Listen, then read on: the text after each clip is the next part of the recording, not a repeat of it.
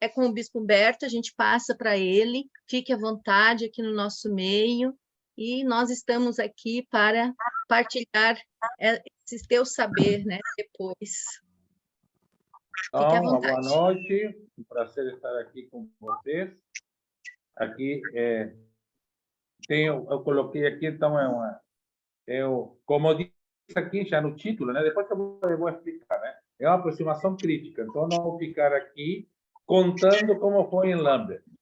Olha aqui, estamos aqui para refletir o que surgiu de Lambert 2022 e depois. Vocês vão ver isso depois. Então, mais ou menos a proposta é essa. Estamos atrasados, então a coisa vai um pouquinho mais tarde do que a gente tinha pensado, mais ou menos umas 2 horas. 30 minutos, eu vou calcular aqui para a minha apresentação, tá? Até 30 minutos, vou ver se consigo fazer menos. 25 minutos vai ser grupos grandes, mas pelo menos permite que as pessoas interajam um pouco entre si, tá? Depois vamos ter o retorno dos grupos.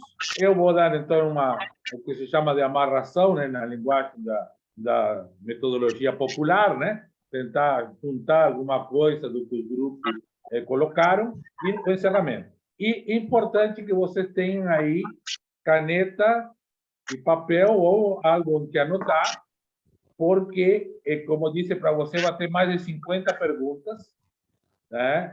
Todo o meu posicionamento vai ser praticamente perguntas, e vocês têm que anotar para poder participar nos grupos depois, anotar qual dessas perguntas, alguma chamou mais atenção, seja porque ou concordam, ou discordam, ou tem alguma outra visão diferente.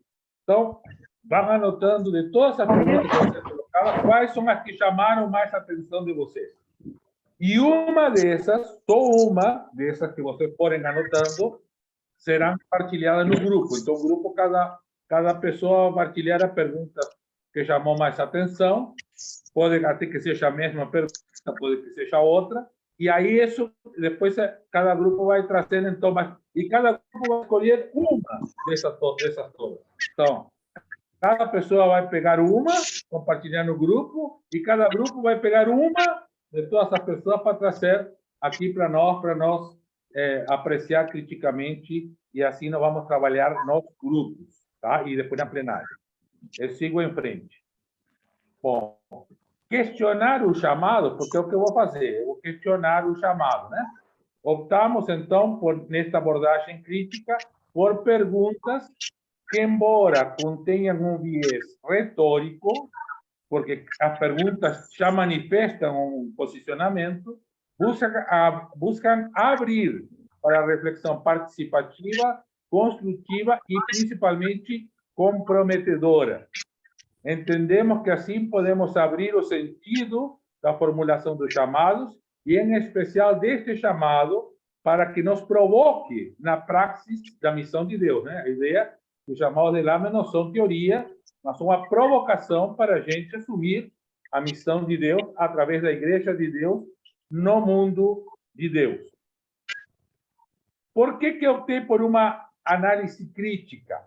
Então, por estas 3 razões que estou colocando aqui, né? Primeiro, porque na América Latina e Caribe, mas não somente nesta região, né? Estamos há décadas buscando uma teologia que seja capaz de refletir o processo de cristianização dos povos originários, das pessoas africanas escravizadas, sequestradas e trazidas para aqui, e das pessoas de outras origens, europeia, asiática, para colocar algumas das origens. Poderemos pensar especialmente na missão de Deus sem considerar esta história e a construção teológica que emerge desta realidade? Será que é possível, né? Pensar sem considerar esses elementos? Sabemos da diversidade, conflitos e disputas teológicas presentes na comunhão anglicana, entendida, como afirmou várias vezes durante a conferência o arcebispo Justin, arcebispo de Cantuária, como um conjunto de igrejas. A comunhão anglicana é um conjunto de igrejas, não é uma igreja. Sendo assim, os chamados ou qualquer outro entendimento gerado em nível de comunhão deve ser tomado não como verdade universal ou uma verdade anglicana, mas como referência a ser considerada em favor de uma unidade construída na diversidade sobre laços de afeição. Então, o chamado não é nenhum dogma, nem nada, é algo para, a partir de aí, fazer uma construção. Tá? E a terceira razão da análise crítica pergunta se será possível construir uma unidade não imposta. É possível construir uma unidade que não seja imposta, que não seja colonialista, que seja respeitosa, com abertura ao diálogo crítico, sem a simples supressão de temas ou assuntos onde há mais discrepâncias? Isso até não vamos ver se vocês acham depois no final se é possível ou não é possível. O sentido dado ao chamado. A partir daqui, este texto é o texto oficial da comunhão anglicana. Tá? Aqui embaixo está o endereço, né? www.lambertconference.org. Então, nesse endereço, vocês podem acessar todos os chamados em português. Tá? Então, este é o texto oficial da Conferência de Lambert, com as contribuições que foram colocadas depois.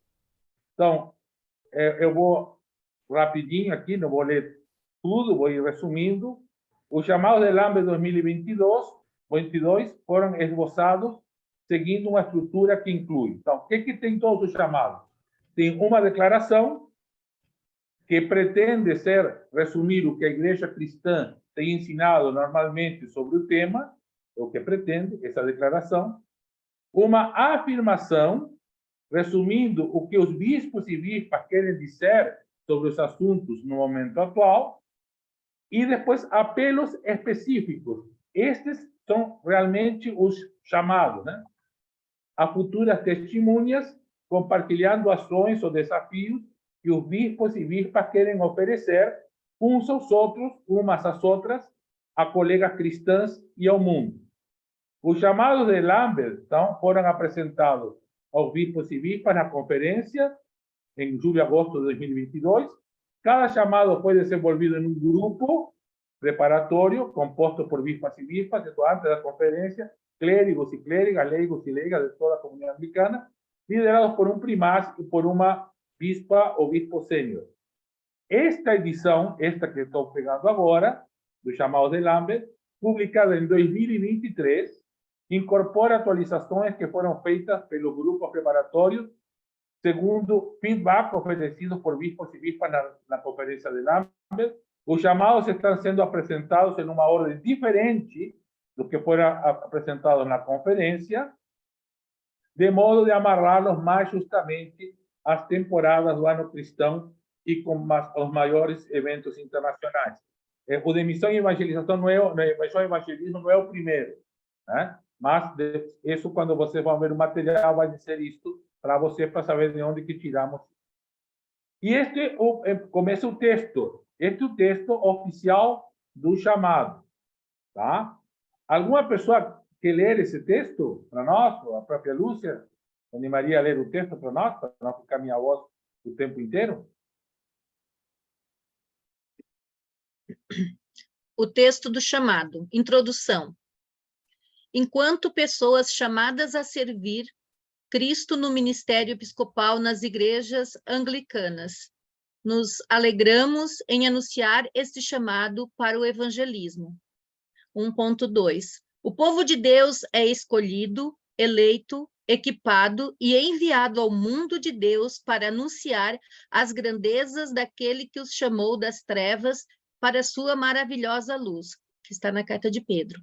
Pois nós, que somos recipientes da grande misericórdia de Deus em Cristo, nós que fomos regenerados para uma esperança viva por meio da ressurreição de Jesus Cristo dentre os mortos, nós que temos uma herança que jamais poderá perecer, macular-se ou perder o seu valor, fomos abençoados pelo Espírito Santo, enviado dos céus. que nos faz deixar de servir a nós próprios para pregar o belo evangelho que os anjos ansiavam por ver a todos. A nossa unidade de espírito, as nossas vidas vividas em resposta à graça que é nossa, o nosso sofrimento, os nossos compromissos, o nosso serviço, a hospitalidade, a esperança são vividos para que todos, todas glorifiquem a Deus, que julga todas as pessoas.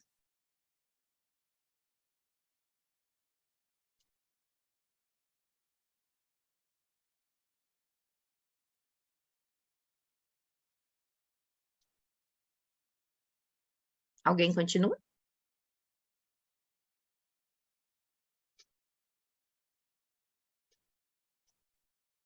Missão e o evangelismo.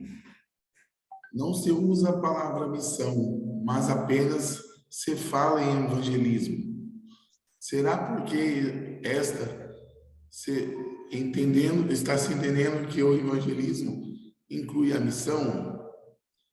A missão no entendimento não colonialista, não seria transformar a vida a partir da vontade divina manifesta no projeto proposta vivência do reinado de Deus em Cristo, não apenas o discurso ou a disseminação ou a implantação da palavra ou mensagem da fé cristã, embora uma não necessariamente exclua a outra. Como fica o diálogo com outras fés e saberes que não se enquadram dentro do discurso evangelístico? Aprender delas e com elas para o bem comum ou para o bem viver seria considerado missão? Como entender então o evangelismo? Evangelização, uma visão não colonialista? Muito obrigado pela leitura. Então, lembro às pessoas que se alguma destas perguntas chamou a atenção, anote. Veja que eu estou me posicionando, mas estou perguntando. Por quê? Porque meu posicionamento pode ser o de vocês, ou pode não ser, ou vocês podem ter algo a dizer a mais sobre este posicionamento. Seguimos em frente com mais perguntas. No 1.2, aparece a obrigatória citação da primeira carta de Pedro, onde a ênfase parece estar no verbo anunciar, que no texto grego corresponde a exangelo, que significa literalmente levar a mensagem. Mas qual mensagem e para quem?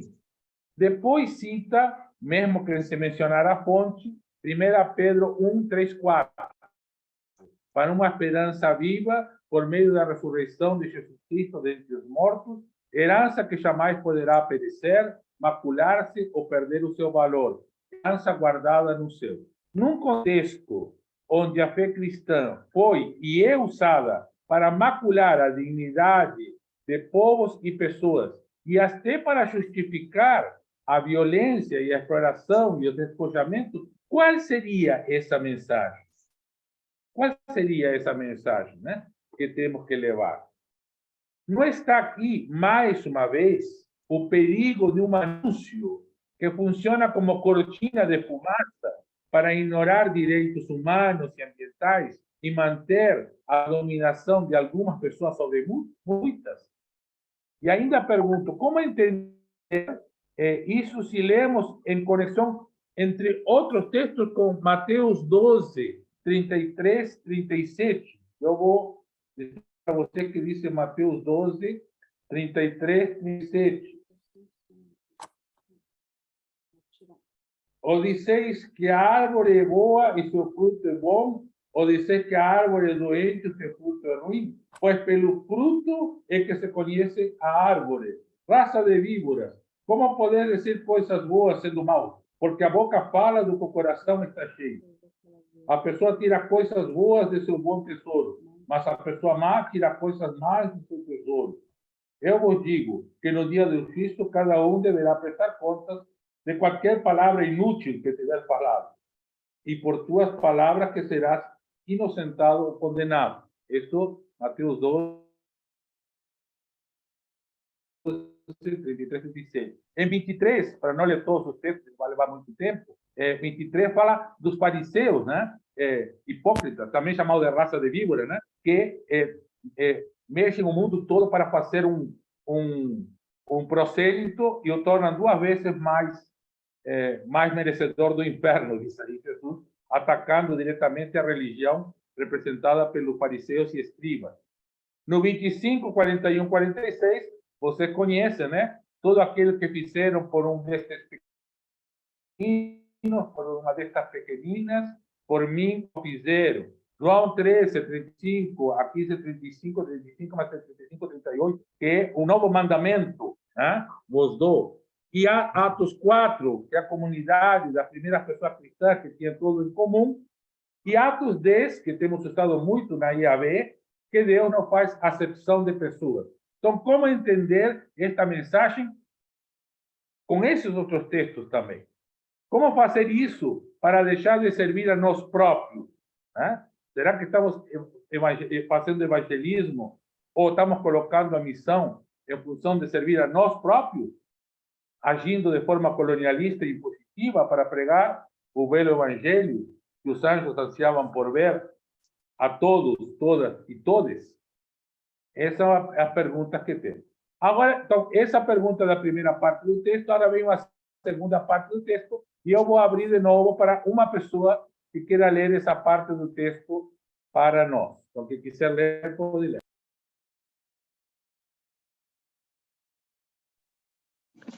Declaração. Todas as igrejas pertencentes à comunhão anglicana partilham alegremente e corajosamente esta vocação de declarar a boa nova da salvação de Deus para o mundo em Cristo Jesus. A nossa primeira marca da missão nos compromete a proclamar as boas novas do reino.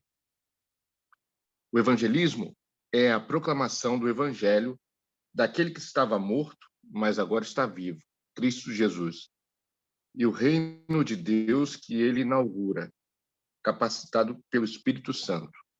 Todas as pessoas cristãs são testemunhas de Jesus Cristo. Não temam aquilo que eles temem. Não fiquem amedrontados. Antes, santifiquem Cristo como Senhor em seu coração. Estejam sempre preparados para responder a qualquer pessoa que lhes pedir a razão da esperança que há em vocês. Contudo, façam isso com mansidão e respeito. 1 Pedro 3, 14 a 16. Muito obrigado. Vamos para a apreciação crítica desse texto. Em 2:1, afirma que as igrejas da comunhão anglicana, temos a vocação de declarar a boa nova da salvação de Deus para o mundo em Cristo Jesus. E que isto corresponde à nossa primeira marca de missão. Nos compromete a proclamar as boas novas do reino. Já em 2.2 se afirma que essa meta se consegue através do evangelismo, e que seria a proclamação do evangelho daquele que estava morto, mas agora está vivo, Cristo Jesus, e o reino de Deus que ele inaugura. E eu pergunto, o evangelismo é a única forma de proclamação do evangelho ou uma parte dela? Ou, de novo, estamos equiparando evangelismo à missio Dei, a missão de Deus?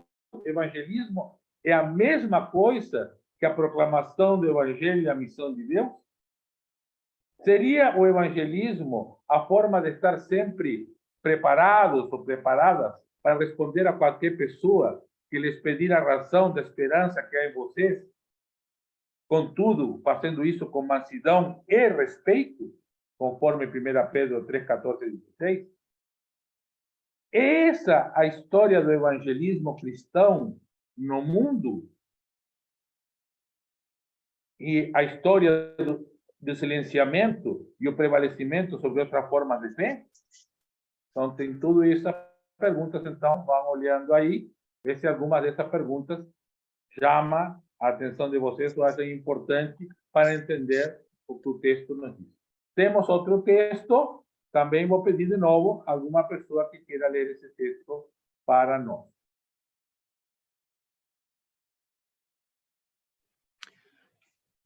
Toda a nossa missão e evangelismo começam com a missão de Deus. Deus escolhe ser por nós na criação e redenção do amor para ser para nós. Cristo Jesus é o grande evangelista que, através do poder do Espírito Santo, trabalha incansável, fiel e radicalmente para trazer todas as pessoas para si. O Papa Francisco afirma: é, antes de mais, a obra do Senhor. Capacitado pelo Espírito Santo, ele chama seu povo a trabalhar com ele como seus agentes das boas novas. Toda a igreja em nossa comunhão tem sua origem na missão de Deus. Em 597, Santo Agostinho chegou a Cantuária, enviado pelo Papa São Gregório Magno, para anunciar a boa nova. Nossa comunhão é testemunho da vocação e do poder da boa nova de Cristo em cada país e cultura. Cada igreja foi inicialmente estabelecida porque Deus enviou alguém para proclamar as boas novas de Cristo. E, através da capacitação do Espírito Santo, a igreja foi formada em resposta. Enquanto pessoas chamadas à supervisão, somos encarregados de liderar a missão da igreja. Somos um sinal apostólico do compromisso de Cristo para pregar o evangelho para o mundo inteiro, fazendo discípulos e discípulas entre todos os povos de todas as nações.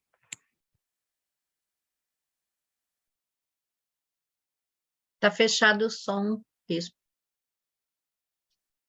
Agora sim, vamos para a apreciação crítica, então, desse. Tá? O amor de Cristo é que nos impele no ministério episcopal e na igreja, através do Espírito Santo em nossos corações, e percebemos a necessidade do mundo de salvação e redenção. Essas afirmações genéricas podem ser entendidas e vivenciadas de muita forma, mas se é o amor de Cristo, deveria aqui se lembrar novamente de João 13, 34, 35 e 1 João 4, 17 e 21, onde diz que Deus é amor, que nos impele como levar a salvação e redenção, mesmo não, como sabemos que nos impele, mesmo não aprofundado sobre o significado de cada um desses termos, ao mundo marcado pela destruição ambiental, a exclusão e a violência de povos inteiros, o abuso espiritual e a discriminação religiosa, também feita em nome do Evangelho, e a violência e exclusão de pessoas através do racismo, patriarcalismo, capitalismo, etc. Se o Evangelho proclama que todos aqueles que Deus fez ouvir a boa nova respondam com fé a tudo o que Deus fez em Cristo, a pergunta é: o que Deus fez em Cristo? Que compartilha até refeições, sacramentos com pessoas desprezadas, tocava as intocáveis, acolhia as excluídas, declarando sua total absolvição, e denunciava quem usava a religião com arrogância e interesse próprio. Não é sobre isso que fala a citação de Bonhoeffer, quando se refere aqui eu acho que não passei um quadrinho mais. Não, porque passei um quadro mais. Desculpe, vamos voltar.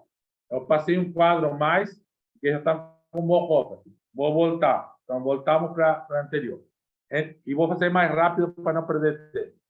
Em 2.3, ao se falar de missão e evangelismo, usa-se como referência a frase do Papa, que pode soar meio estranho, porque é de outra comunhão, né, de igrejas, mas, independente disso, o questionamento permanece o mesmo. O Papa fala em obra de Deus, né, uma irônica menção a Opus Dei, né, mas seria o evangelismo a tarefa essencial, o critério para fazer a obra de Deus, ou ser agente das boas novas? Em 2.4 se considera o início da tradição anglicana ou da missão de Deus com Santo Agostinho. E antes disso, antes de Santo Agostinho, não havia missão de Deus? Não havia igreja anglicana? Não é esta uma visão colonialista da origem da tradição anglicana e da missão de Deus? Do ponto de vista da história da igreja cristã, é no mínimo ingênuo entender que as igrejas, não a fé, que nem sempre é o mesmo, foram estabelecidas porque Deus mandou alguém. E todos são colonialistas da fé. O que foi? Uma coisa foi a igreja nos seus primeiros tempos. Outra coisa, quando passou a ser instrumento de dominação. De qual testemunho estamos falando? Qual evangelismo e qual missão de Deus seria nossa fonte e nossa inspiração? O que se entenderia, então, por capacitação do Espírito Santo e o que seria instrumentalização da fé?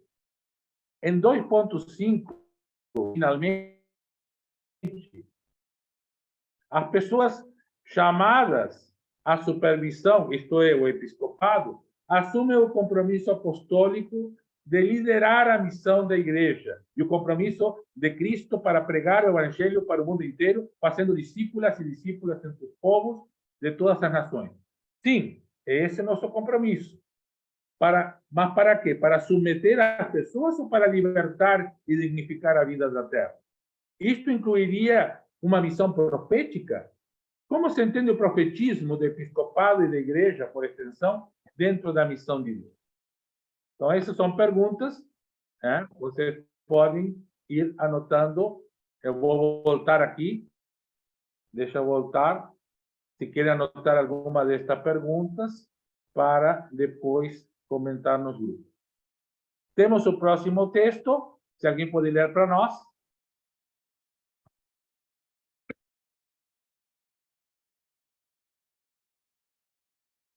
Afirmação. Impedidos, impedidas pelo amor de Cristo, que foi derramado em nossos corações pelo Espírito Santo, estamos convencidos, convencidas da necessidade do mundo em receber a salvação e a redenção que o Evangelho proclama. Que todos, todas, aqueles, aquelas que Deus fez ouvir a boa nova, de tal forma que possam responder com fé a tudo que Deus fez em Cristo. A boa nova da graça e da misericórdia, do arrependimento e do perdão, da reconciliação e da custódia, da esperança e da eternidade, é uma mensagem que o mundo está perecendo sem ouvir. Mas é a este mundo caído a quem o Evangelho é dirigido. Deus ama os seres humanos. Deus ama o mundo. Não um ser humano ideal, mas seres humanos como eles são. Não um mundo ideal, mas o mundo real. Bonhoeffer. Deus chama cada pessoa através do seu grande amor. Por isso é importante que aqueles que nunca ouviram essas boas novas possam ouvi-las de uma forma que entendam, para que possam responder a elas. O Espírito Santo foi derramado em nossos corações para que vivamos como testemunhas fiéis de Jesus Cristo.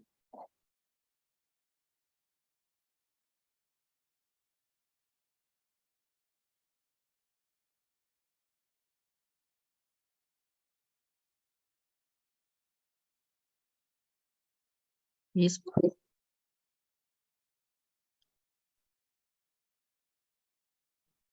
Eu caí, mas já voltei. Achei que era Elias que tinha caído, não era eu que tinha caído. Mas eu vou voltar de novo aqui. Então, este é o texto. Ah, não, estamos aqui mais em cima. Deixa eu chegar lá. Pegar no texto. De novo, vou abrir de novo, porque acho que abri o errado aqui. Agora sim, aqui tem que voltar a apresentação. Lá. Não estou conseguindo aqui. Não. Qual é a apresentação que ele quer? E agora sim. Então, opa! Agora vou voltar a onde estávamos e podemos seguir.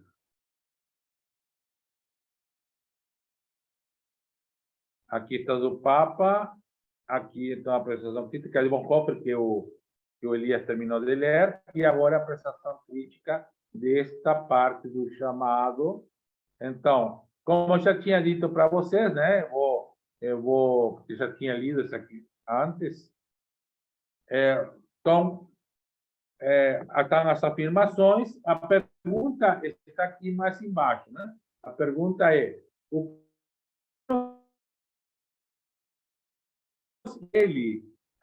como levar a salvação e redenção, mesmo sobre o significado de salvação e redenção, ao mundo marcado pela destruição ambiental, a expulsão e violência do abuso espiritual e a discriminação religiosa, também feita em nome do Evangelho, e a violência e expulsão de pessoas através do racismo, patriarcalismo, capitalismo, etc. O Evangelho proclama que todos aqueles e aquelas que Deus fez a vida boa nova respondam com fé tudo que Deus fez em Cristo. A pergunta é: o que Deus fez em Cristo?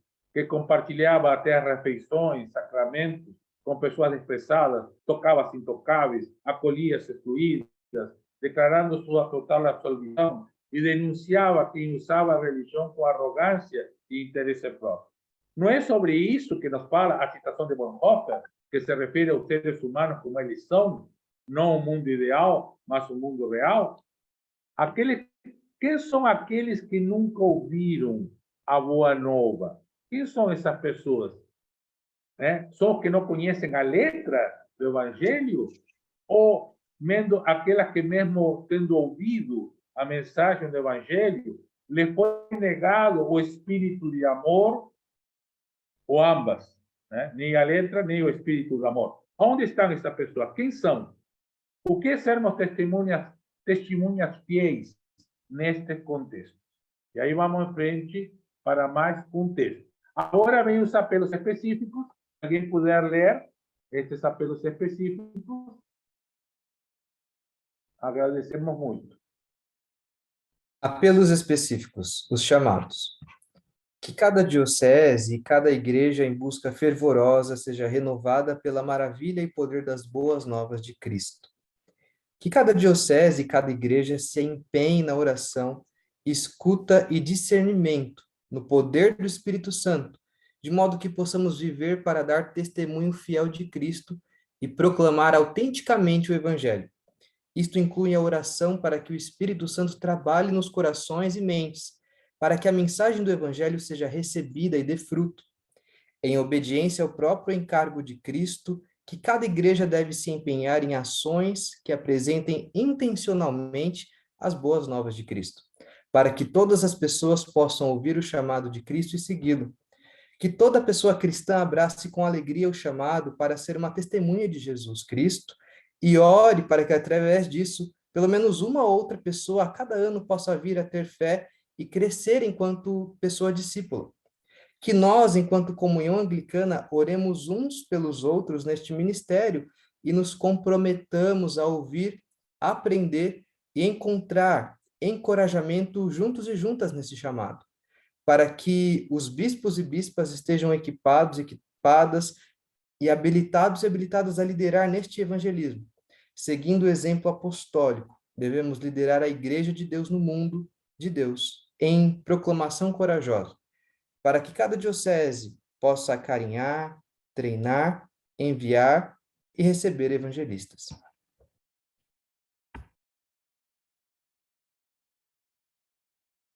Bem, a apreciação crítica, então, de novo, as perguntas, lembrando sempre, anotem alguma que chame atenção. Se refere à espiritualidade necessária para sustentar a missão de Deus. Vejam que aqui não se fala mais em missão de Deus e evangelismo, aparece só no final. Se fala boas novas de Cristo, dar testemunho fiel de Cristo. Eu tenho que tirar o quadrinho aqui. Estou tendo uma dificuldade, mas já vou fazer, porque está passando tempo. Dar testemunho fiel de Cristo e proclamar autenticamente o Evangelho, que a mensagem do Evangelho seja recebida e dê fruto, obediência ao próprio encargo de Cristo e que ações que apresentem intencionalmente as boas novas de Cristo para que possam ouvi-lo, o chamado de Cristo e segui-lo. Até que ponto estas afirmações genéricas nos ajudam na tarefa de fazer das boas novas realmente boas novas, para que as pessoas, para quem, mesmo tendo ouvido e sofrido as consequências, ainda não foram. não receberam essas boas novas. Como seria uma espiritualidade que ajude a proclamar autenticamente o Evangelho depois de séculos de falsificação colonialista e manipulação fundamentalista? Será o fruto que pedimos a Deus a transformação do mundo ou apenas sua cristianização? Como essa espiritualidade gera em nós coragem para uma apresentação intencional das boas novas e para o seguimento de Cristo neste mundo, né? Neste mundo real. Eu vou botar para cima aqui o quadrinho. Que cada pessoa cristã faça a cada ano uma discípula pode significar muitas coisas, desde evangelizar pessoas batizadas, né? Trazer ao compromisso pessoas que têm uma fé nominal ou estão afastadas, até acolher na comunidade novas pessoas. Podem ser cristãs de outras igrejas ou que não eram cristãs, e viver a fé respeitando a fé de outras pessoas no discipulado ecumênico e interreligioso pode ser considerado para ser discípulos e discípulas. Nós ouvir e orar uma pelas outras, aprendendo e nos encorajando dentro da comunhão anglicana, seria superar atitudes opostas ao diálogo e condenatórias de visões diversas sobre a igreja, a missão e a evangelização? A proclamação corajosa seria profética? Por que não usa esse termo, profético? 4.7. Que ministério é este de evangelista? Não é esta ação de toda pessoa que vive o evangelho e o transmite com atos e palavras? Então, vejam aí se alguma destas ou algum resumo desta pergunta impacta vocês. E agora vamos para o último. Então, o texto só a parte de cima. Já vou pedir a pessoa a ler tudo, né? O texto e a apreciação crítica, porque está todo no mesmo slide.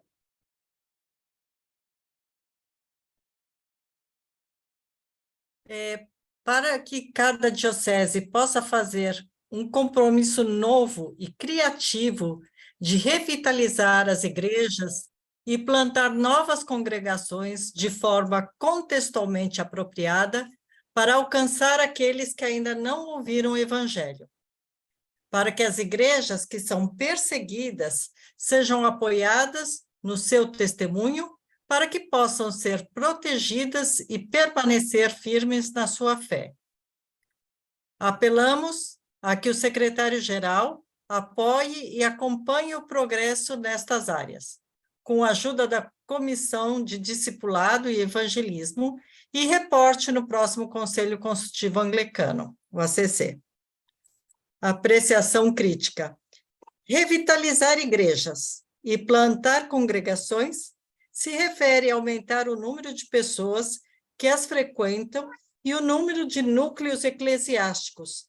Podemos interpretar isso como gerar comunidades de fé e promover um maior engajamento delas dentro dos seus contextos como agentes de transformação da realidade.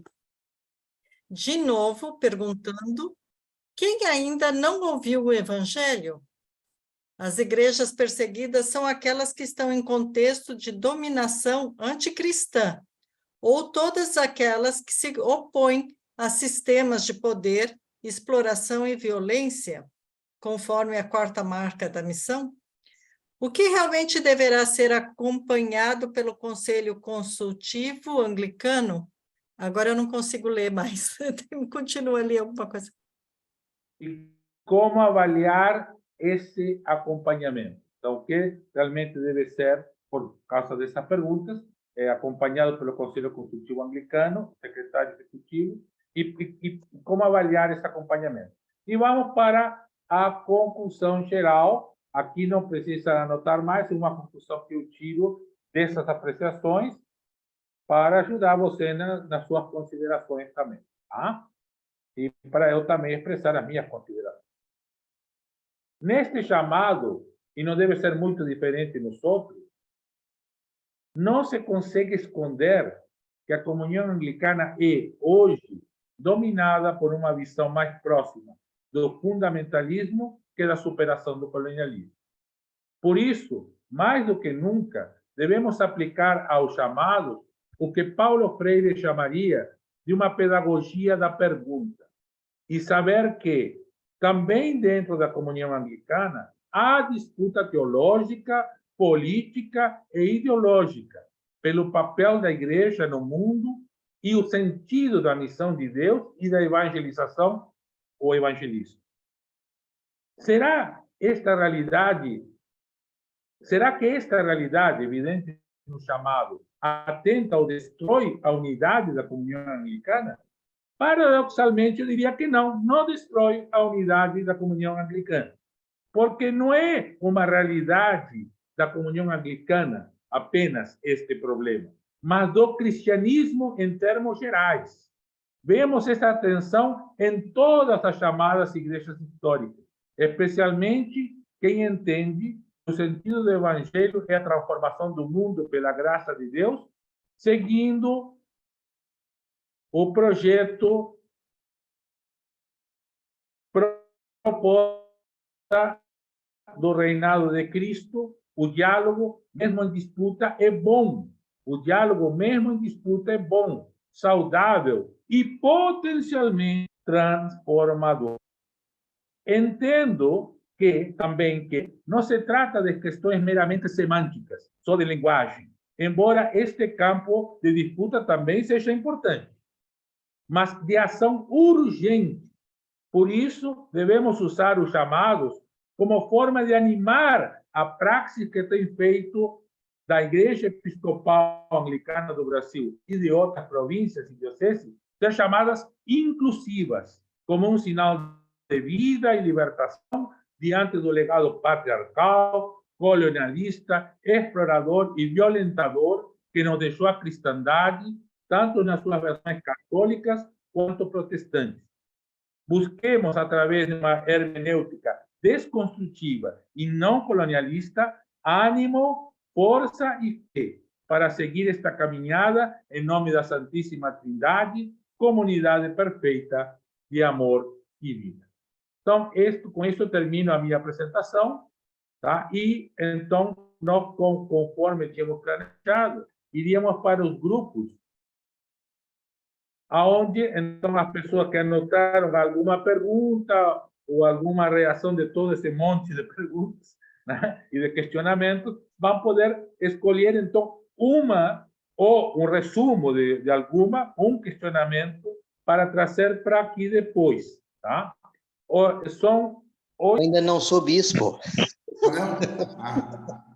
Reverendo. Tá tudo bem. Um dia, quem sabe? A profecia sempre está aberta. Fala, Lincoln. Tem algum questionamento? Eu deixo a palavra para o reverendo Felipe. Eu acredito que ele fez as anotações. Não, Felipe. Mais de escutar. Está contigo. Ah, sou eu que falo? Meu Deus. O Lincoln disse que sim. Estou acreditando nele. Não, nós conversamos, foi uma conversa muito bacana entre nós do grupo, e uma das coisas que foi falada é que, por primeira vez, assim, a gente ouviu essa palavra descolonização, né? Foi uma coisa muito interessante ter ouvido isto, e uma das coisas que nós conversamos é que a nossa igreja, ela foi marcada por uma colonização, não é? E uma das coisas que nós conversamos é que seria bom começar a falar mais desta fé descolonizada. Acredito que vai ser uma aventura e uma profecia. Uma das falas que foi, inclusive por uma das senhoras, que eu não me lembro o nome, que nas nossas liturgias, nos nossos encontros, nossas reuniões, nossos livros, os nossos cursos, seria bom falar ou refletir mais sobre essa descolonização de uma forma assim teológica. Aqui eu coloco as minhas palavras. Eu acho que seria um pouco os pés mais no chão, sabe? E sabe que outra coisa que foi falada por um reverendo que estava no nosso grupo, uma coisa que a mim me chamou muita atenção, que hoje nós somos uma igreja menor que há 50 anos atrás, sabe? E eu acho que esta é uma boa interrogação para este momento que estamos refletindo sobre a descolonização, né? Por que hoje nós somos menores? Por que o nosso grupo está menor do que há 50 anos atrás, quando éramos muito mais? O que aconteceu? O que está acontecendo? Que erros estamos cometendo, sabe? Então, seria bom acho que dar uma olhada nisto. Acredito que era isto. Não sei se mais alguém do grupo tem alguma coisa para falar, hein? Obrigado. Vamos, temos que ir tocando porque são muitos grupos. Mas tá boa, ótima pergunta e ótimas observações. Próximo, grupo 2. Alguém? Outro grupo?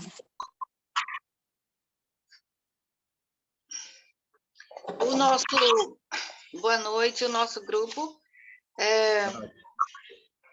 Nós ficamos na grande pergunta e questionamentos, né? Como fazer com que a nossa igreja ela cresça, né? Um desafio, ela cresça em número, ela cresça em quantidade, né? Em qualidade, a gente sabe que, como o que nos antecedeu ainda há pouco, ele falou que nós éramos, né? A igreja era muito maior. O que será que está acontecendo agora? Porque o nosso desafio e eu percebi que das colegas, né, como fazer com que as pessoas permaneçam na igreja. Se a igreja é acolhedora, se a igreja tem a veia profética, né? Então, como fazer com que as pessoas que acham o jeito de ser anglicano lindo, maravilhoso, elas não permanecem na igreja. Então, foi esse o questionamento que nós fizemos e como é que outras pessoas podem nos ajudar, né? Já que estamos nessa análise crítica. Muito bem, tá aí. Vamos seguir outro grupo, depois eu vou tentar amarrar isso aí. Começar pelo grupo 3, aí quem falou lá, quiser falar também aqui, pode falar. Nós partimos da seguinte pergunta que me chamou a atenção, logo várias, né, mas a que eu destaquei, no final ali, que fruto nós esperamos? Eu acho bem interessante quando a gente vai fazer alguma coisa como o meu objetivo principal, né? Eu achei interessante aquela colocação, que fruto esperamos? A transformação do mundo ou a cristianização? Né? Achei bem interessante, nós partimos dali, então. E aí nós começamos a pensar sobre a questão dos nossos projetos de ação social, que não necessariamente tornam as pessoas anglicanas, né? Ali na São Lucas mesmo, estou há 10 anos ali, muita criança já passou por ali, eles crescem e vão e seguem as suas vidas, né? Uns casam, outros vão morar com o pai longe dali, se mudam de lugar, segue a vida, né? E não permanecem com a gente e às vezes para onde vão, e também eles têm influências, né? Além de nós. Nós temos um período na vida deles, estamos há algum tempo com eles, e elas, né, com as crianças, com os jovens. Mas tem outras influências. E a questão, sempre o pessoal questiona a validade do projeto de ação social se as pessoas não permanecem com a gente, né? Isso em qualquer projeto. E então é bem por aí a questão que para algumas pessoas, eu participo desse pensamento, a nossa intenção é transmitir o que a gente acredita, o que a gente conhece, ter um tempo de convívio, de alguma forma participar da formação da pessoa, né, das pessoas, de alguma forma semear, né, semear a palavra de Deus, semear o amor, semear de diferentes formas. Agora, realmente, não quer dizer que a pessoa permaneça, mas eu achei interessante a pergunta que surgiu aqui, por que que elas não permanecem, né? Talvez seja um questionamento. E aí me vem o seguinte, muitas vezes existe uma discriminação muito forte entre quem é da comunidade anglicana, da comunidade, ali no caso da paróquia, São Lucas chega a ser assim, é o projeto de ação social, o projeto Crescer com Cristo acontece paralelo ao culto, né? Então, quem é há 50, 60, 70 anos da Igreja Episcopal e participa da paróquia São Lucas, está lá no culto, e as crianças, projeto Crescer com Cristo lá, e as crianças que são descendentes daquela geração que está no culto não estão junto lá, né? Nem vêm à igreja, né? Então, acho que interessante a pergunta é por que esse semana eu tive um embate com um paroquiano lá de Montenegro, daí, que é outro lugar, né? Eu estava falando de Canoas, agora vou para Montenegro. Ele me liga para falar sobre tudo isso aí, e daí eu disse, o problema é que os filhos da geração de vocês não estão na igreja. Por quê? Acho que é interessante colocar essa pergunta, né? Por quê que? Então, e por que que é tão difícil os jovens e crianças que são descendentes desse pessoal anglicano participarem de igual forma, junto de um projeto de Crescer com Cristo, por exemplo, né? Como a gente tem lá.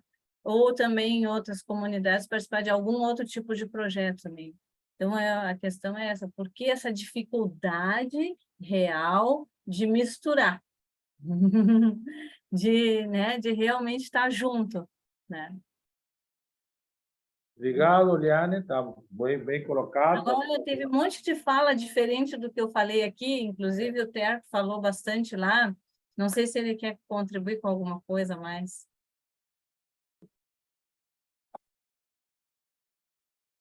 Sim. Certo? Alguma coisa importante que queira colocar? O Pilatos estava lá também, Cris. Então, vamos para o próximo, porque temos bastante grupo. Depois, se querer colocar, ainda tem o chat também, onde a pessoa pode continuar se manifestando. O grupo 4, então. Quem é que estava no grupo 4? Eu não sei se era o meu grupo, mas qualquer pessoa pode ser o teu. pode falar. Eu vou considerar o teu 4 agora.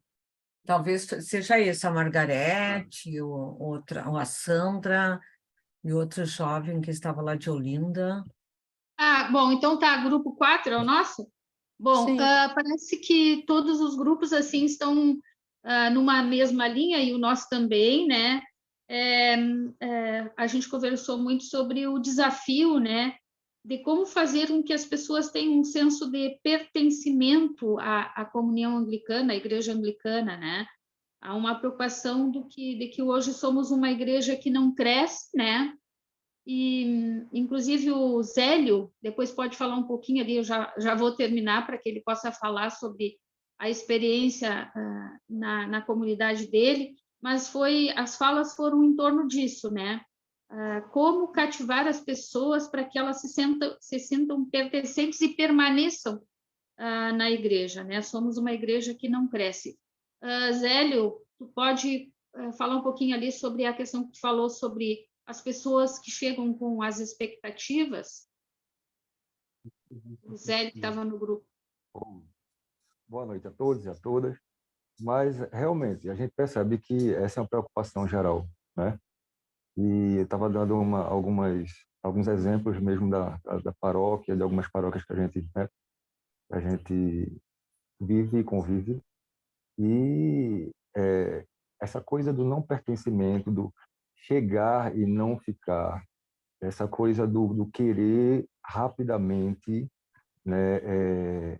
Querer algo rápido, na verdade, espiritualmente, né? Do não querer conhecer também a história da igreja, nesses aspectos também. Porque a gente percebe que também tem muita gente desigrejada, que foi desigrejada, como eu falei até então, e que chega nas nossas igrejas, né, com toda aquela carga, com todos aqueles usos, com todos os costumes. e percebe que ali vão se sentir muito bem acolhidos e até convivem por alguns anos, mas não procuram esse pertencimento, né? E essa também é a dificuldade, porque é lindo ser anglicano, mas como é lindo, né? E como é que eu consigo chegar a esse pertencimento? E que tipo de evangelho? Quando a gente fala mesmo, a gente às vezes já tentou, né, montar alguns grupos de discipulado para poder falar do evangelho e poder lançar essas pessoas também para o evangelismo, mas que tipo de evangelho, né, essas pessoas também podem anunciar? Então, sempre é essa questão que a gente tem, né, de que evangelho, qual qualidade, né, que a gente tem formado, né, essas pessoas e o porquê elas não permanecem. Né? Sempre nesse intuito de querer algo rápido e algo prático, algo que seja para uma alimentação, como eu já falei, né, rápida. Obrigado, Célio. Vamos para o grupo 5, para que todos os grupos possam manifestar e ainda possam falar alguma coisa. Antes Pode ter uma? Eu não sei se o meu é o 5. Marcelo, sim. Vai lá, Marcelo. Então, a fala que nós escolhemos a pergunta é: o evangelismo é a única forma de proclamação do evangelho ou uma parte dela? Então, na nossa conversa, nós entendemos que o evangelismo ele é uma parte, porque o nosso dia a dia, as nossas ações, a nossa manifestação quanto ao amor à criação de Deus também é uma forma de evangelística. É uma forma de mostrar ao outro que nós somos diferentes em alguma forma, de que nós temos uma luz diferente. Então, nós pegamos muito no ID, né? No ID do final do culto, né? Porque o ID quer dizer, vai e proclama o evangelho, mas vou proclamar como? Vou proclamar através da minha ação com a minha família, através do meu relacionamento com os meus amigos, através do meu dia a dia na minha profissão. Então, nós verificamos que não é só a proclamação do evangelho, de falar, sim, dizer que Jesus é o caminho, né? Que nós temos o caminho, sim, mas que é muito mais, através das nossas relações no dia a dia, né? Daquele movimento, porque uma coisa que nós dissemos lá é que, assim, todos conhecem Jesus, todos. Jesus é uma pessoa conhecida, mas poucos têm um relacionamento com Cristo. Então, nós devemos mostrar o nosso relacionamento com Cristo para que as pessoas se acheguem a Ele também, o conheçam da forma que nós os conhecemos. E isso é uma parte também do evangelismo. Então, não é só o evangelismo, ele é uma parte dele. Então, as nossas ações é parte desse evangelho. Né? Não sei se alguém mais do grupo quer dizer, falar alguma coisa.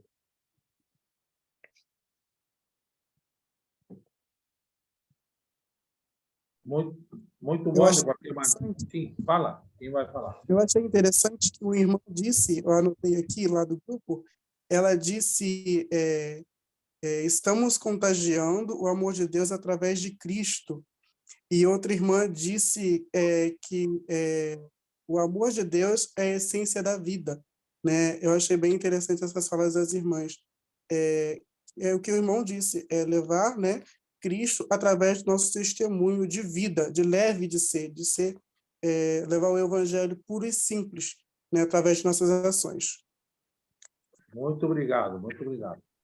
Deu um toquezinho bem bom. O grupo 6, ou o próximo grupo.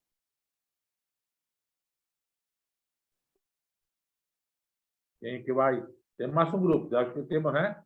Já 7 grupos no mínimo, acho. Né?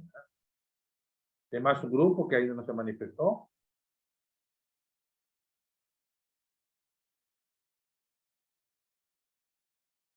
Pode se o grupo 6 foi o Felipe que falou, é o nosso grupo. Tá. Então, todo mundo está representado, ninguém aqui faltou seu grupo se manifestar? Só para ter certeza que não ficou nenhum grupo de fora. Ficou, né? O grupo 7 ainda não falou, bispo. Então, vamos lá, pode falar. Nós tivemos 3 falas, 3,5, infelizmente a Cristina estava falando e a sala foi abduzida. Mas, no seguinte, nós temos muitos desafios, né? São muitos desafios.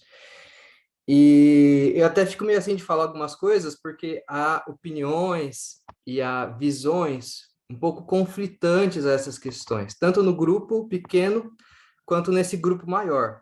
E eu, como seminarista, fico com receio de falar algumas coisas, mas acho que esse é um espaço aberto para isso, para a gente dialogar, para a gente repensar algumas coisas. Eu entendo que é receio e anseio de muitas pessoas aqui do grupo e de nossa igreja, que nossa igreja não está crescendo, tem templo fechando, tem gente que tem que vender templo para poder pagar conta de não sei o quê, e as pessoas não estão chegando na igreja. É uma preocupação geral da nossa igreja, que não tem gente. Para algumas pessoas, essa preocupação, ela vai gerar o quê? Bom, a nossa igreja está fazendo o trabalho certo. Nós não precisamos ter muita gente. O importante é ter qualidade e vivenciar o evangelho. E não importa ter pessoas, e as pessoas que estão aqui tá bom.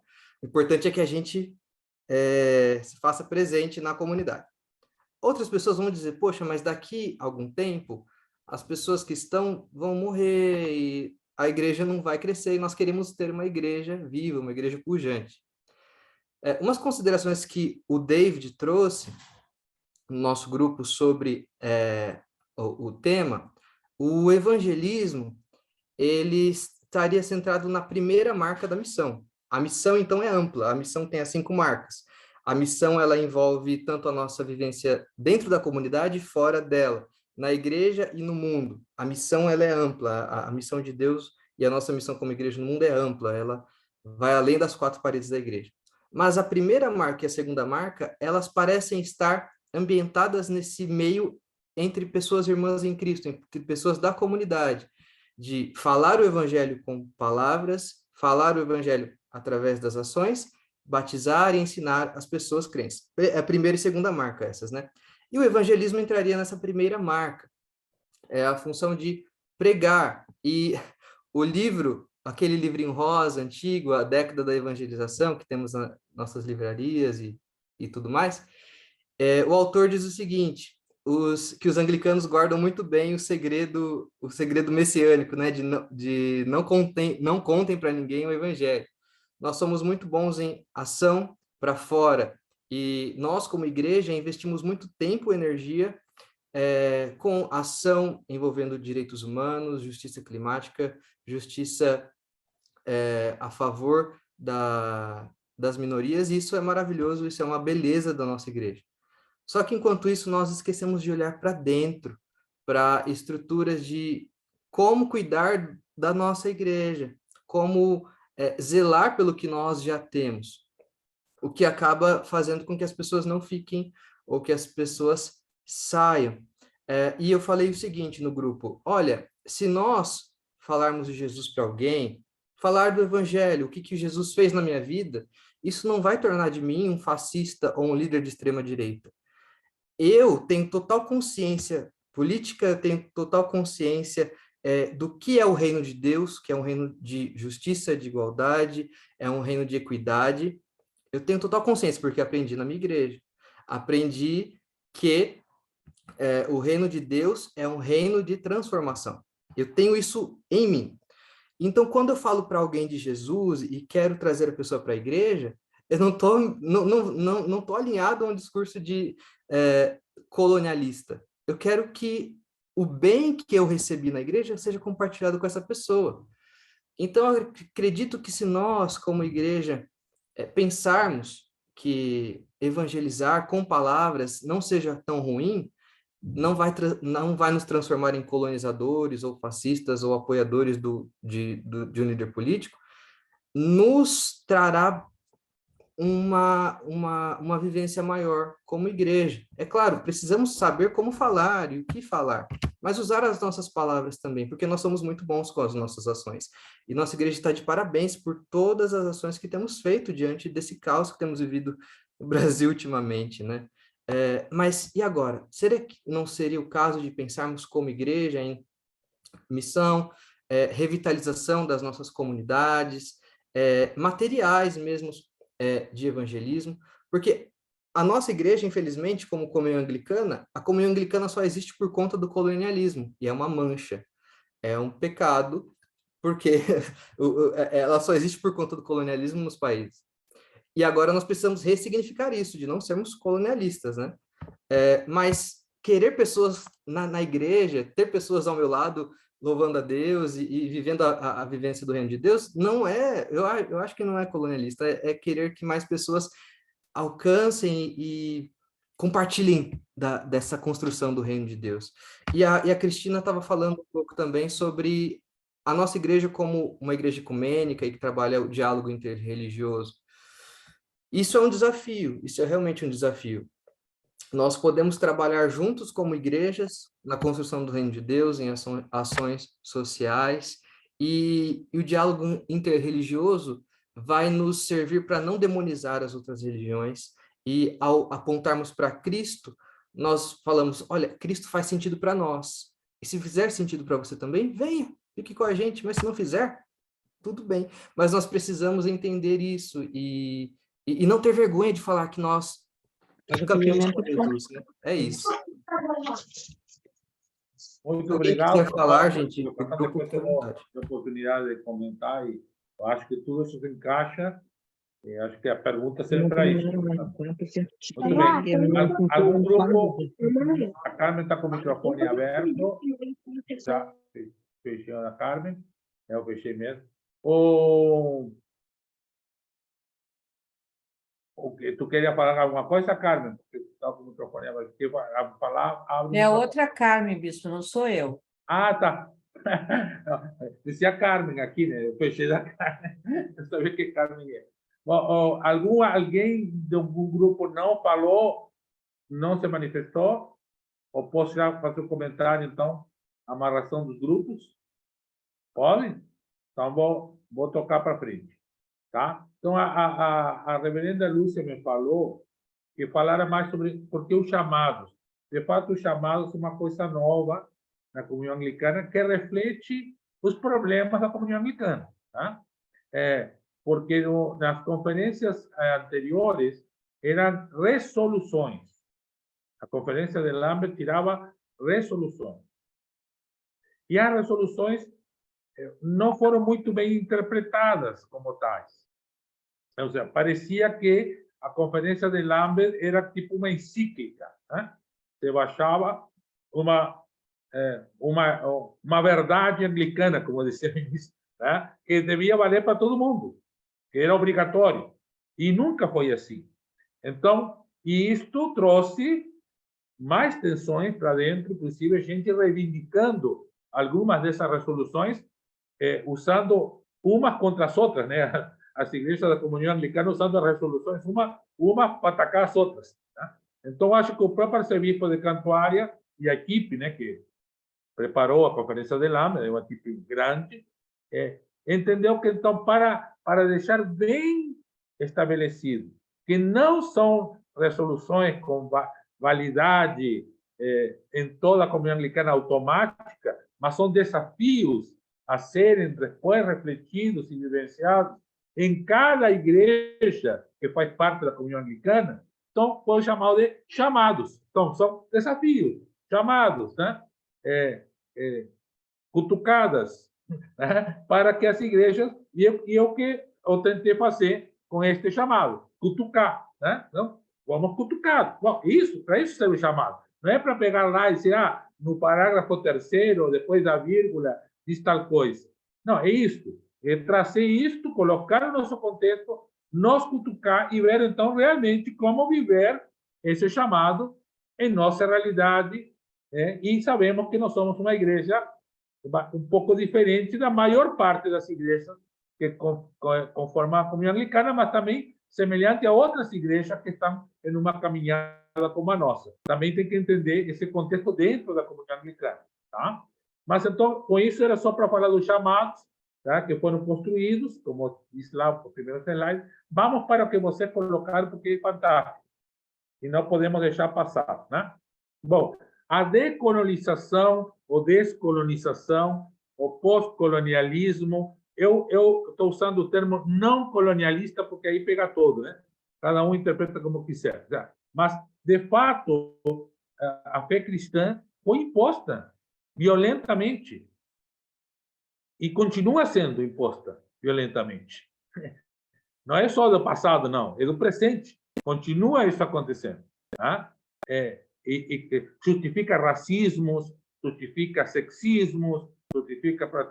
Essa fé cristã, da qual nós fazemos parte. Eu brinco que agora, cada vez que eu digo que sou cristão, eu começar pedindo desculpa, para depois explicar qual é o Jesus Cristo que eu sigo. Desses tantos que estão por aí sendo proclamados.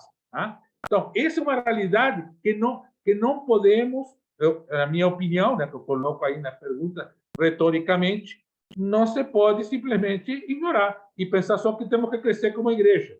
Bom, se queremos crescer, a Igreja Universal é campeã. Vamos fazer a mesma coisa que ele faz. Eu garanto para você que vão crescer. As neopentecostais crescem. Se fazer uma mesma coisa que ele faz, eu garanto que vamos crescer em número. Vamos crescer. Se seguir. Agora, se nós assumimos um evangelho contrário ao sistema que oprime, discrimina, justifica todo esse tipo de coisa, nós vamos sofrer as consequências.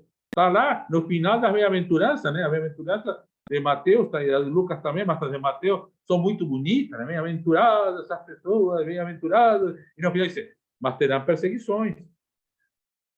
Bem-aventurados os que foram perseguidos, porque assim trataram os profetas antes de vocês. E cuidado quando vocês elogiarem, porque assim trataram os falsos profetas. Então, isso tem que ser considerado. Isso realmente torna o crescimento da nossa igreja muito mais difícil, muito mais complexo do que em outra igreja, que tenha outra proposta. Então, isso é uma coisa a ser considerada. Mas não estou tirando a razão de ninguém com isso. Eu estou colocando, porque falaram da decolonização, é essa discussão. É uma palavra, são conceitos. Mas, na verdade, a discussão é essa. Que tipo de igreja somos no mundo em que vivemos? Dos seres humanos reais no mundo real, como diz a citação de Bonhoeffer, que aparece no chamado. Tá? Bom, isto para o grupo 1, né? A questão do número, então... Agora, uma igreja viva sempre tem que crescer em número. Sempre. Então, a não crescer em número ou diminuir em número é um péssimo sinal para qualquer igreja. E isto pode estar significando que não estamos indo encontrar o povo que precisa de nós. Que estamos indo no povo errado, ou estamos indo no povo certo do jeito errado. Né? Então, algo não está funcionando. Né? Nós estamos indo buscar, estamos querendo buscar pessoas que não é nossa igreja o lugar onde ela vai se sentir bem, porque não são essas pessoas que vão se sentir identificadas com nossa proposta de igreja. Ou vamos a essas pessoas, mas queremos que se encaixem numa igreja que não tem nada a ver com a vida delas, que não diz nada para elas. Enquanto outras, que a vezes até discriminam elas, falam mais para elas da vida delas que nós. Então, e isto sim, temos que... Então, qual é o evangelho que estamos proclamando? Né? E isso é uma coisa que temos que revisar em cada contexto. O Brasil é um país continental. O que vale para o sul não vale para o norte, nem para o nordeste, nem para o centro. Né? E em cada lugar há diferentes culturas e tribos urbanas e formas de vida rurais, povos indígenas, toda a história do povo negro, quilombola, escravidão, a questão LGBTQIA+, que já a própria sigla que crescem cada vez mais já indica a diversidade, né? LGBTQIAPN+, vamos continuar. Por quê? Porque essa é a humanidade que vivemos. É uma humanidade diversa que está insistindo em ser diversa. Não quer ser mais dois. Quer ser muitos, e muitas, e muitas.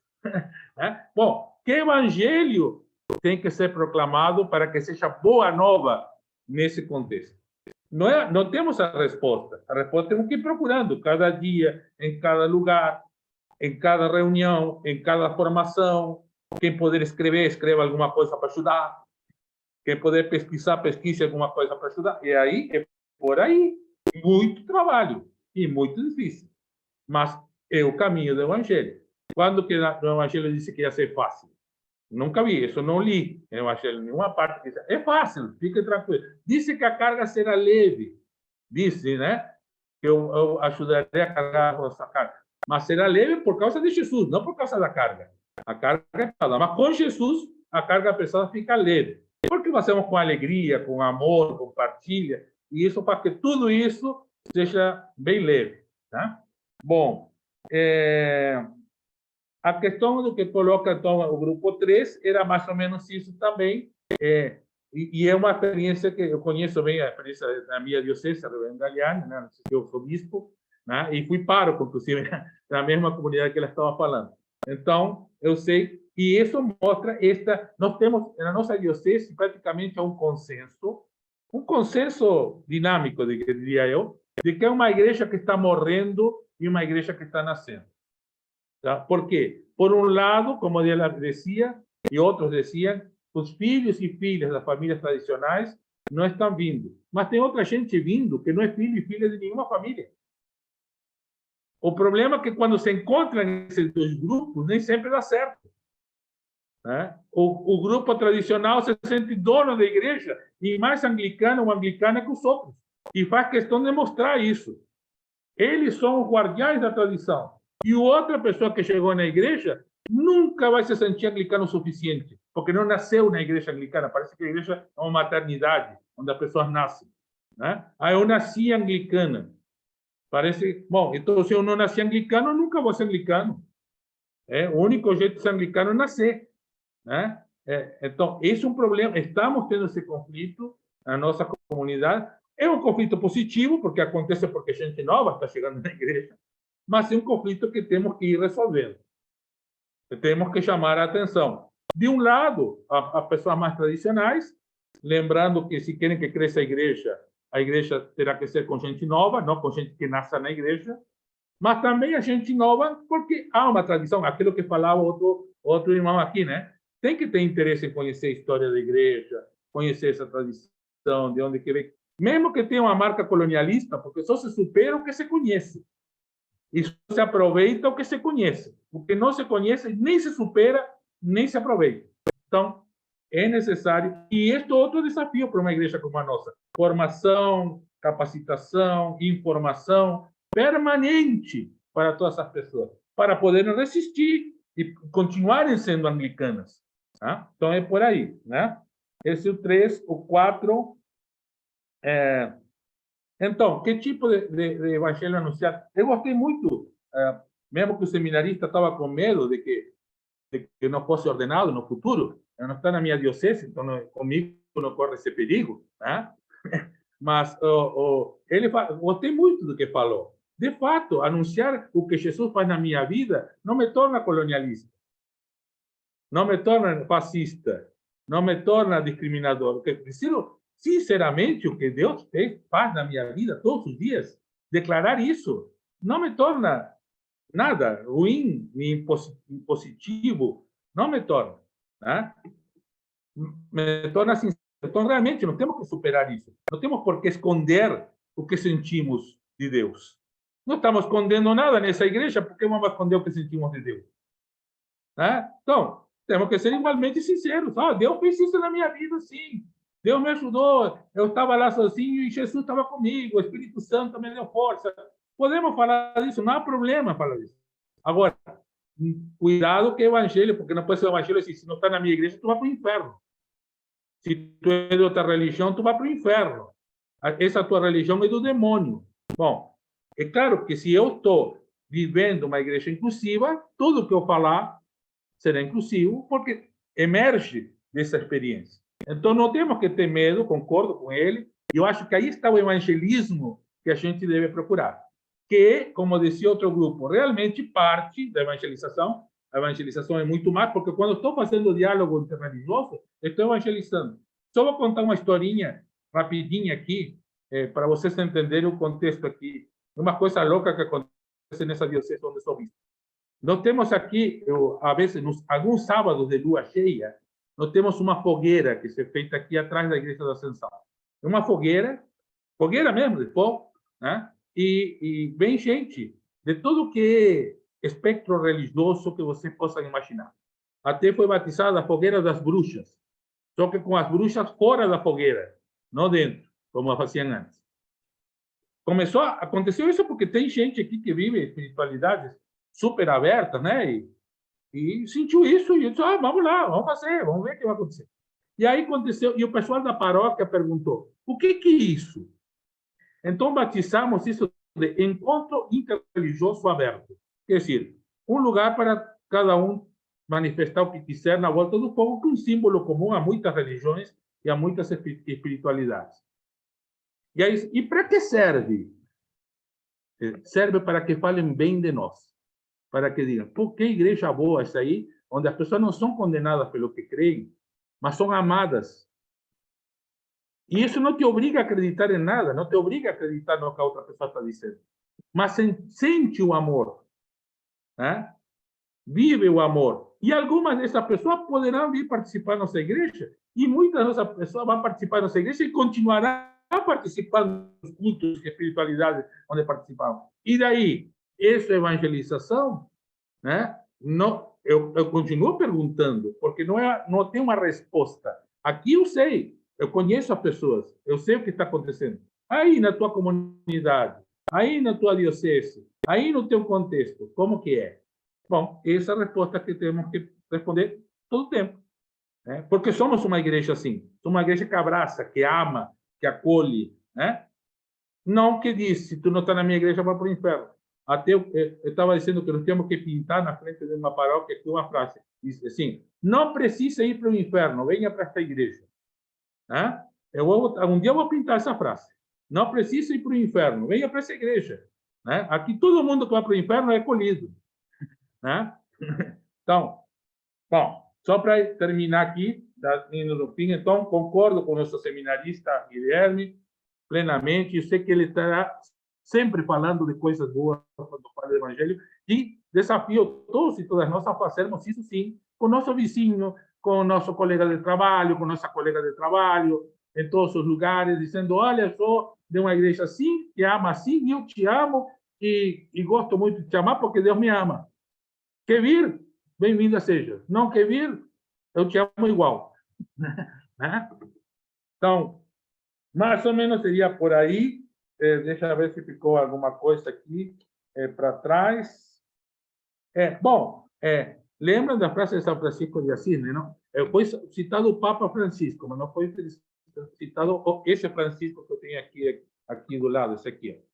Esse Francisco aqui, o que está representado aqui nesse lugar, disse uma vez, disse, olha, evangeliza sempre, fala só quando é necessário. Será que ele estava errado? Agora, e última coisa, agora sim prometo que é a última. Nossa igreja está crescendo. Nossa igreja, quando esta diocese meridional foi criada, tinha 3 dioceses, tem 9, e um distrito missionário. Agora, tem dificuldade de crescimento, e precisamos sim falar mais.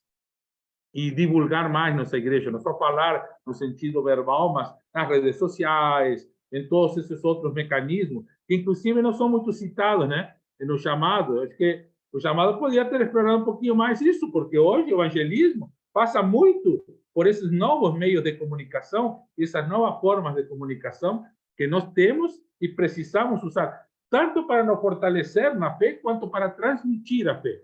Né? Eu tenho Semente lá, que grava todo dia, né? Eu ouço Semente todos os dias, lá no meu celular.